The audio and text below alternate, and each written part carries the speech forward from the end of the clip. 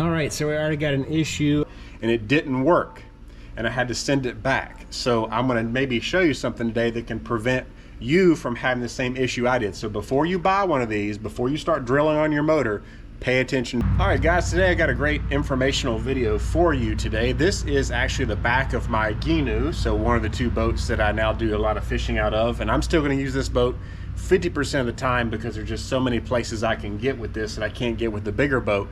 This is for my shallow water situations. So when I need to get shallow, this is the boat I'm going to use.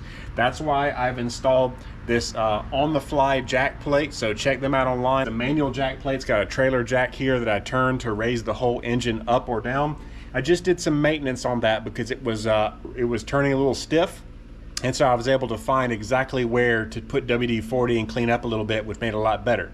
So if you'd like a video on that, drop a comment down there in the comment section and I can make a video on servicing this and my experiences with this jack plate. But with this jack plate in the highest position, I can trim this motor so that the bottom skag of the motor is level with the bottom of the boat. So what that means is, as long as the boat is not touching the bottom, I can actually turn this propeller and I can cruise around. Now, the one problem I'm having though, which is why I'm doing this video, is if I try to increase the speed or get up on a plane with the jack plate in the high position, which would be very handy to be able to do so I could run faster in shallow water, what happens is I'm catching too much air, it's cavitating, and I'm not getting the bow down, I'm not getting on a plane. Now this is a 9.9 horse. You can use a lot bigger engine with this boat, but again, the bigger the engine, the heavier it is, and now you're not floating as shallow, so it's kind of a catch-22.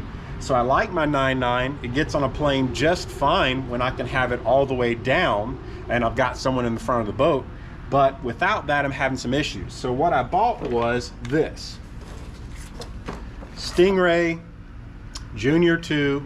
This is a hydrofoil. This is the Junior 2 Classic series made for 9.9 horsepower plus.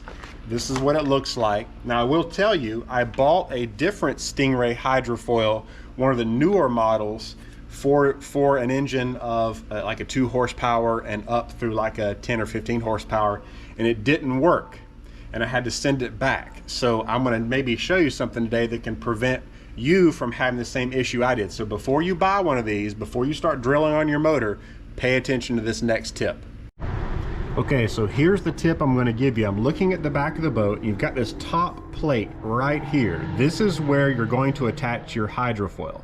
Now the hydrofoil that I had bought the first time, the design was that it had a gap where it would slide in like this. It had two individual fins, two fins that you attach separately, and they had a gap where they would slide in just like this, which was a neat design.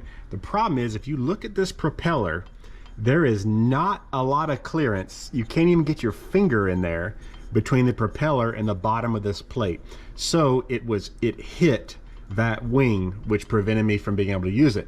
I emailed and contacted the great folks at Stingray. I got a email back really fast that said you got to buy the Junior 2 Classic series, because the Junior 2 Classic series sits right on top of that plate. So now there's no chance of it actually hitting the propeller because it's going to sit right on top just like that. So check that out. I would have loved to use the other version. It looked really cool, but you got to have enough space here, and if you can't get your finger through, that is definitely not going to be enough space. So make sure you have the right one before the job.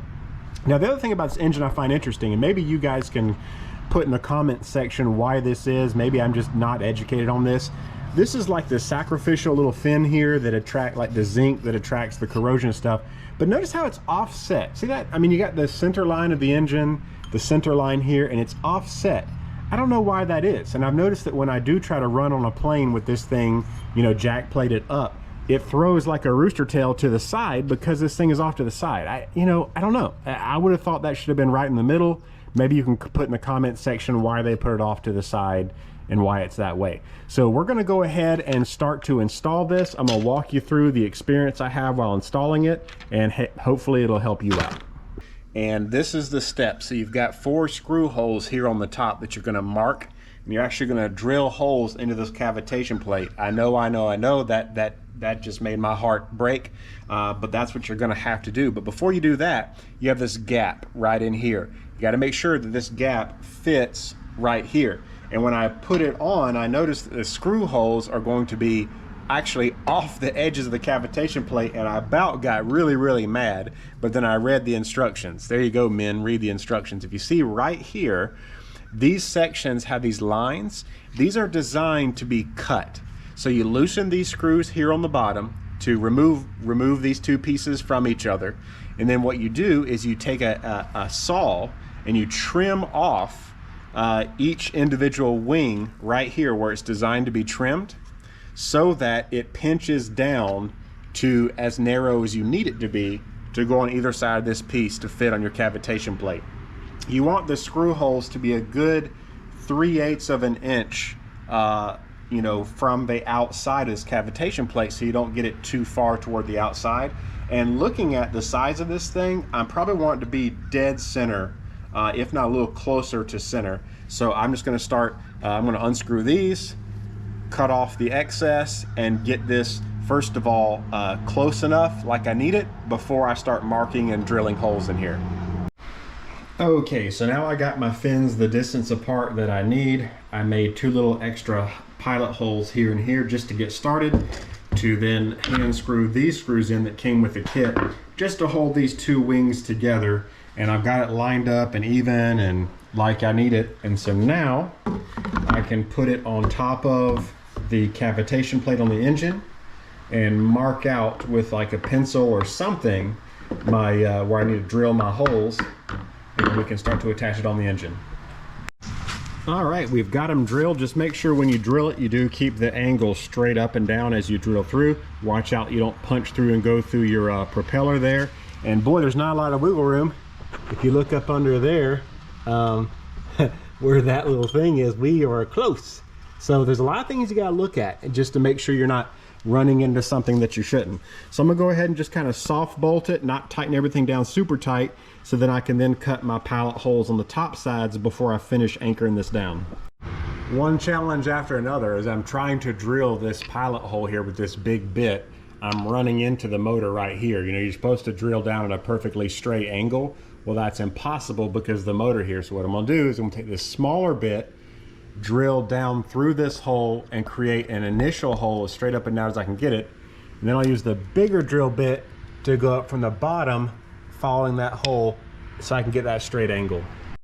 All right, so we already got an issue. As you can see, like I mentioned, my holes are very close to this right here. And as you can see, that screw head, that's where it's supposed to be, is touching that. And there's even supposed to be a washer. So this is going to prevent that from sealing and attaching well, and it's going to prevent that top screw from being able to come out enough for me to put the nut on. So what we're going to have to do is bring the screw hole, the hole out a little bit on either side. The good thing is we've got enough metal, we can do that. And then we'll just adjust the back of the fin. We'll separate the fins just a little bit out this way, which we can definitely do because we got the adjustment we can do right here. And we'll just separate that out and make an adjustment for it. Okay, so we actually took the propeller off so that we can get to that nut underneath that anode and work a little better without worrying about damaging the propeller or hurting ourselves. It is a good idea to take the propeller off every now and then anyway. You know, I would say at least once a year, just to make sure that there's no fishing line or grass or wire or anything caught up in there that can cause really a lot of damage. So it all looks good to go. Now we're going to get this anode off and finish attaching the hydrofoil. So I like to have never got this thing off, and I couldn't figure out what the problem was, and I said, wait a minute, let me go look at my pack that came with the motor, and there's actually a tool here for the propeller and for this anode that made it come off super easy. So a little note to self, when you buy a motor, keep this stuff. I probably should keep it in a dry bag in the boat in case of emergency, but it came off really easy there. So now we're going to attach our wing, put this back on and see if it fits as well as I think it's going to. So this is why you need to read directions. This is the top side of the hydrofoil. This is the underside of the hydrofoil. These rubber washers are actually supposed to go right here.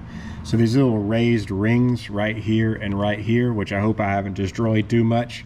You put the rubber washer there. And so that is gonna sit in between the hydrofoil wing and the cavitation plate. So it's gonna, these rubber washers are gonna be sandwiched in between the cavitation plate and the hydrofoil wing. So we're gonna go ahead and put it in the right way, see what happens. Okay folks, well there you have it. Propeller has been put back in, cotter pin put back in, bent into place. We got the sacrificial anode little piece here, got it as straight as I could get it. And then we are attached. So yeah, once I put those washers in the right place, it did seal down pretty good. Like I said, I hate that there's that gap there. We didn't need to cut off as much of that plastic as we did. But two individual wings, they don't have to be attached here, doesn't really change anything. And a lot of these models do come with two individual wings anyway. So we are attached, we're good to go, and we'll try this out and see how it works.